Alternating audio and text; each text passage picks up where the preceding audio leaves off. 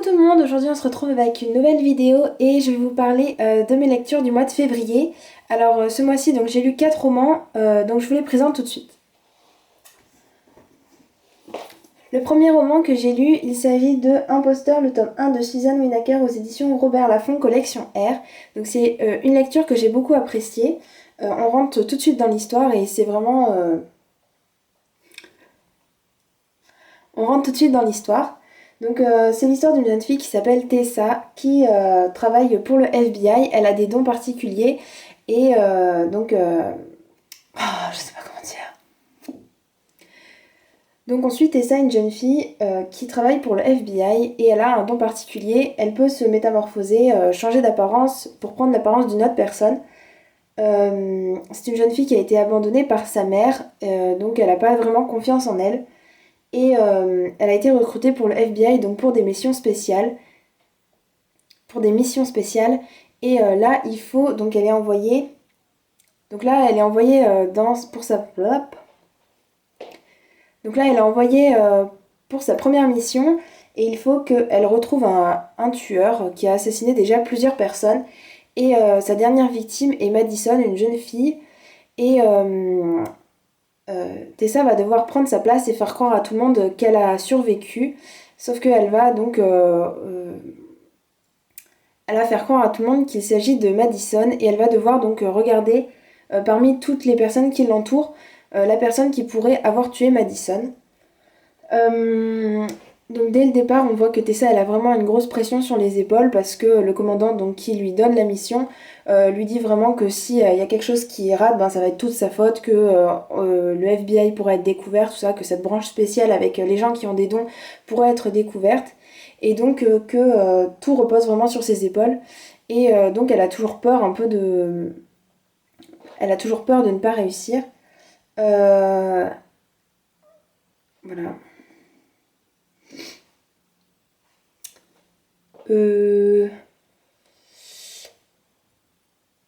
Mais heureusement, donc elle n'est pas toute seule dans cette mission. Il y a un jeune homme aussi qui a été assigné avec elle pour participer à cette mission.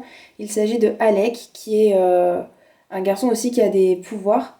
Et donc il doit la suivre et la protéger au cas où le tueur essaierait de l'assassiner en croyant que c'est Madison. Euh, Donc il y a une histoire d'amour ensuite. Tessa a une attirance très forte pour ce jeune garçon, mais il y a un certain mystère autour de lui puisqu'il sort déjà avec une personne, mais il semble qu'il ne soit pas vraiment attiré par elle, et donc dans ce tome-ci, on n'en sait pas trop sur leur relation, et j'espère en savoir plus donc dans le prochain tome. Aussi, ce que j'ai beaucoup apprécié, donc, c'est que tout au long de l'histoire, en fait, on nous présente un peu les personnages qui entourent Madison et on doit faire le tri suivant les indices que l'auteur nous donne sur qui pourrait être le tueur. Et à chaque fois, un nouvel indice nous fait penser que ça peut être telle personne et finalement, on se rend compte euh, qu'on se trompe peut-être et que c'est une autre personne. Et jusqu'à vraiment la toute fin de l'histoire, on ne sait pas qui est le tueur vu que tout le temps on se pose toujours des questions jusqu'à vraiment la toute fin où l'identité du tueur est dévoilée. Euh, donc ça a été vraiment un livre... Donc j'ai vraiment beaucoup aimé ce livre et je lui ai mis la note de 8 sur 10. J'ai ensuite continué le mois avec Prodigy, le tome 2 de Légende de Marie-Lu aux éditions Castelmore. J'avais un peu peur en commençant ma lecture parce que je me suis dit si ça se trouve il y aura les mêmes points négatifs que j'ai trouvés dans le premier tome, et heureusement ça n'a pas été le cas. Donc dans le premier j'avais un peu reproché le fait que les événements s'enchaînaient et que tout était un peu prévisible, mais dans ce tome-ci tout n'est pas exposé d'emblée. En fait, on suit June et Day qui se sont enfuis de la République, qui essayent d'échapper donc au régime et tout ça parce que ils sont recherchés. Day devait être tué et finalement il ne l'a pas été. Et ils vont donc rechercher les patriotes pour essayer pour leur demander de les cacher. Euh, et donc ils décident de rejoindre les rebelles puisque les patriotes c'est un groupe qui se bat pour essayer de lancer une révolution et pour empêcher donc le régime de continuer à exister puisque ils savent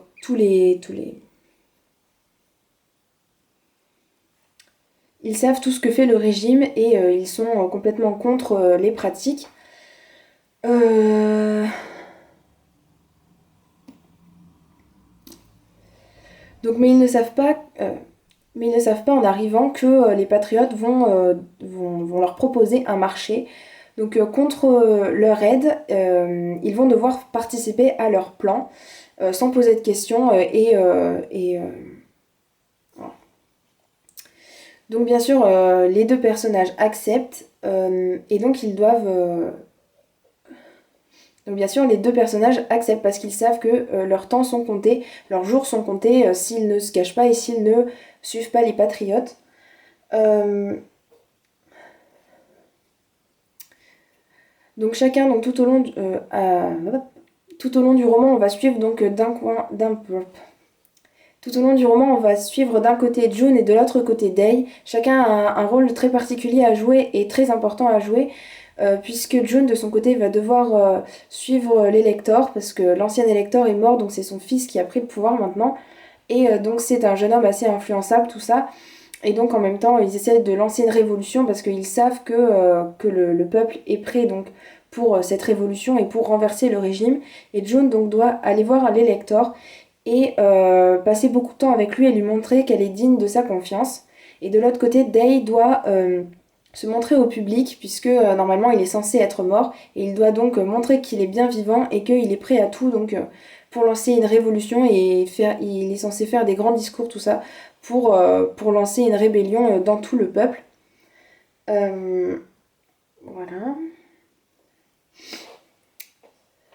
Euh... Voilà. Donc en fait, on sait. Donc en fait, ce que j'ai bien aimé, c'est qu'on sait leur objectif, ce qu'il faut qu'ils fassent. Donc lancer une révolution, tout ça, mais on n'a aucun détail de ce qui va se passer, de comment ils vont le faire et comment ils comptent s'y prendre. Et donc j'ai trouvé vraiment qu'on suivait les personnages en même temps que l'action se déroulait et c'était pas vraiment prévisible, c'est tellement bien orchestré qu'on n'a aucune idée de comment ils vont s'en sortir pour réussir à faire marcher leur plan et tout est vraiment très minutieusement préparé et, euh, et, et, euh,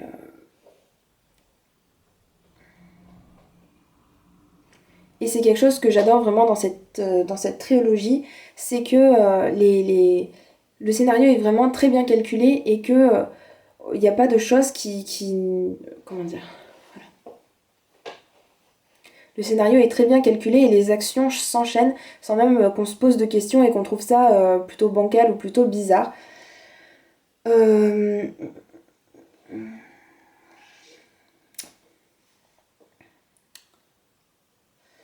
euh, J'ai été un peu triste vers la fin puisque les deux personnages donc sont face... Enfin, voilà.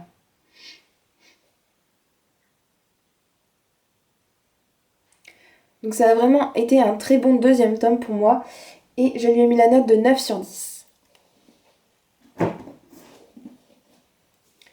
J'ai ensuite lu la sélection, le tome 1 de Kirakas aux éditions Robert Laffont, collection R.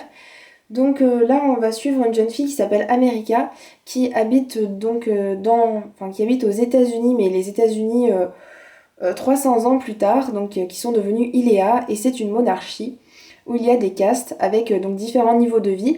America fait partie de la caste 5, donc c'est une caste plutôt modeste, et, euh, et ses parents la poussent, oui, et sa famille la pousse à participer à la sélection. Donc la sélection, c'est un concours où toutes les jeunes filles du pays peuvent participer. 35 candidates seront sélectionnées parmi toutes les filles. Et, euh, et le but de cette sélection, c'est de trouver la prochaine héritière au trône, donc une fille, une princesse qui devra épouser Maxon, donc le prince. Et donc parmi toutes ces candidates, elles vont devoir, donc les 35 candidates vont devoir les 35 candidates vont devoir habiter au palais pendant un certain temps et apprendre à connaître Maxon.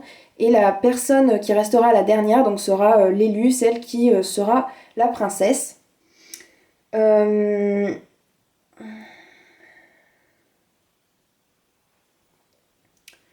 Euh, Donc on se retrouve un peu dans un monde dystopique puisque il s'agit donc des États-Unis mais beaucoup plus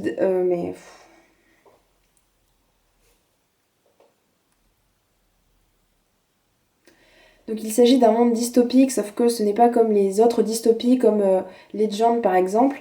Là c'est vraiment plus centré sur la romance puisqu'on suit donc America qui va rencontrer Paxson et aux premiers abords donc elle pensait que c'était un homme vraiment très froid, un garçon assez distant avec les filles, mais elle se rend compte que ce n'est pas du tout ça, c'est parce qu'il n'a vraiment jamais connu de filles, à part quelques-unes qui sont venues voir, enfin des filles de l'aristocratie ou d'autres pays, tout ça, il n'a jamais vraiment eu de relation avec une femme, et une relation assez étroite va s'établir entre deux, et j'ai beaucoup aimé parce que je ne m'attendais pas du tout à ce que leur relation évolue dans ce sens-là, et, euh, et, euh, et,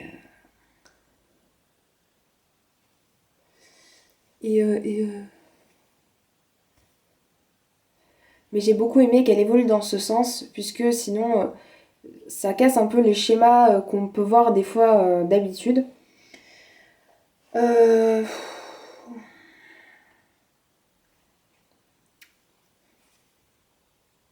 donc voilà.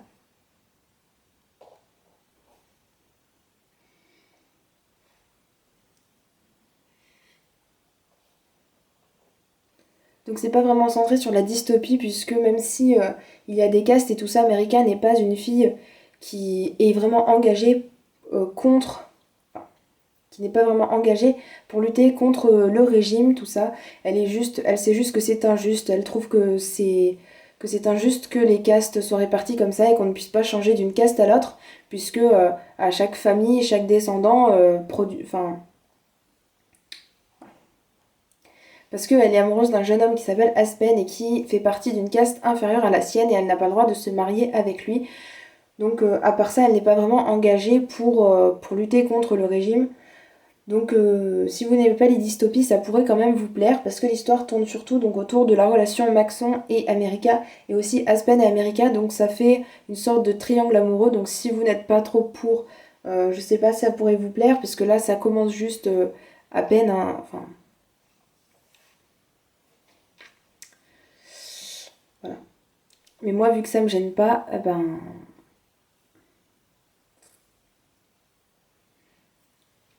donc ça a été un bon premier.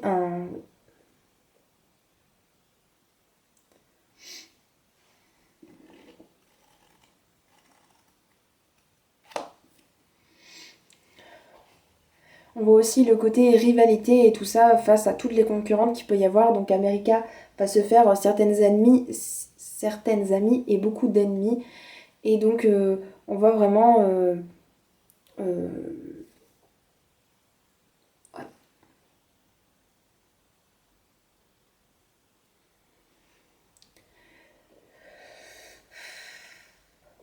Donc j'ai beaucoup aimé ces premiers tomes et je lui ai mis... Donc j'ai beaucoup aimé ce premier tome et je lui ai lu... Bah, papa, j'y arrive. Donc j'ai beaucoup aimé ce premier tome et je lui ai mis la note de 8,5 sur 10. J'ai ensuite fini le mois de février avec Hopeless de Colleen Hoover aux éditions Fleuve Noir, collection Territoire. Donc au départ, quand j'ai acheté ce livre, je n'étais pas au courant qu'il y avait autant de scènes explicites, enfin explicites. Voilà, c'était pas comme les autres romans young adultes où on avait juste une petite romance, tout ça, avec un petit bisou par-ci par-là. Là, c'est vraiment concentré sur l'histoire d'amour de deux jeunes personnes et ils font ça plus ou moins tout le temps. Et donc voilà, je crois d'ailleurs que c'est même un new adulte, mais je suis pas sûre. Donc là, on va suivre une jeune fille qui s'appelle Sky, qui n'a jamais rien ressenti pour aucun garçon. Elle n'a jamais eu de sentiments, pas d'affection ni d'attirance. Euh, voilà. Et elle rencontre un jour donc un jeune homme qui s'appelle Et elle rencontre un jeune homme qui s'appelle Holder. Et elle va vivre toutes ses premières fois avec lui. Donc elle va sentir une très forte attirance dès le départ, elle ne va pas comprendre pourquoi. Et tout au long du livre, en fait, on sent que Sky n'est pas une fille normale et qu'elle a un mystère qui, il y a un mystère derrière. Voilà.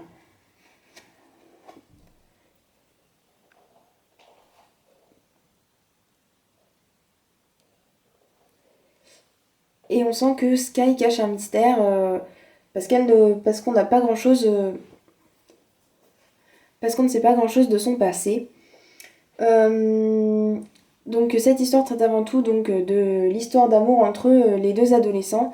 Et c'est vraiment une histoire très passionnée, très forte. Les deux personnages s'entraident mutuellement. Et, euh, et, et, euh, et les trois quarts du livre donc se concentrent surtout sur ça. Et le dernier quart, on apprend vraiment, enfin tout au long de l'histoire, on a quelques petits indices distillés sur la vie d'avant de Sky. Et, euh, et c'est vraiment le dernier quart du livre où on se concentre sur le passé, où Sky veut enfin découvrir son passé parce qu'elle s'était jamais vraiment posé la question sur ce qu'elle avait vécu avant. Et, euh, et donc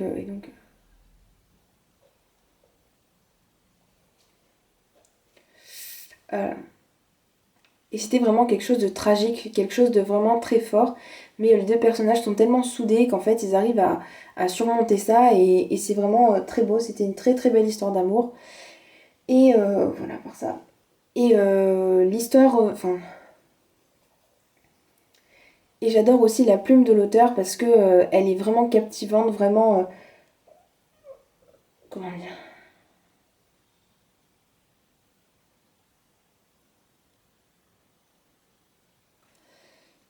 elle est vraiment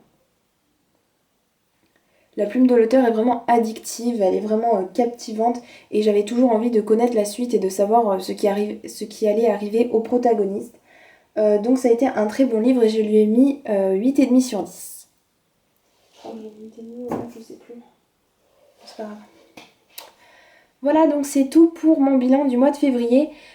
Donc si vous voulez plus d'informations sur les résumés ou des choses comme ça, je vous mettrai en barre d'infos les résumés, enfin des liens vers les résumés concernant les livres. Et je ferai aussi une vidéo sur mes lectures concernant les mangas, parce que comme ça fera une vidéo un peu moins longue. Et, euh, et n'hésitez pas à me dire en commentaire si vous avez lu certains de ces livres, ce que vous en avez pensé, ou si certains vous font envie, je ne sais pas. Et n'hésitez pas à me dire en commentaire s'il y a certains livres que vous avez lus et ce que vous en avez pensé. Et donc on se retrouve dans une prochaine vidéo. Ciao ciao!